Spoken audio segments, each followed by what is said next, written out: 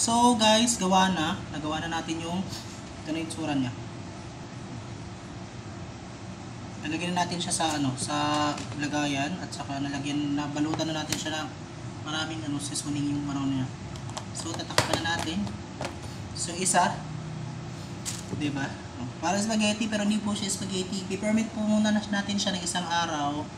Ilagay natin sa ref para at least bukas guys magbo-water na siya, 'di ba? Sticky siya.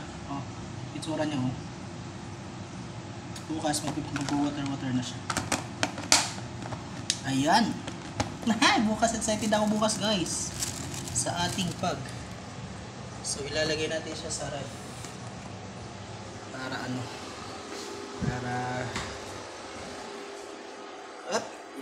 cord maghugasin. Pag dami ko kayong hugasin kayo mamaya maghugas. So ilalagay na natin siya ngayon sa ref para bukas medyo na, diba?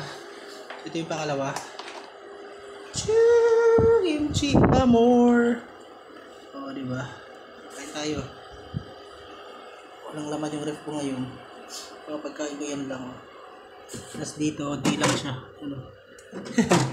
Ayan. So, meron tayo dito na bar. Meron pa. Tara, yun lang. Thank you for watching. Bye-bye. Excited na bukas makita ko sa inyo kung paano ang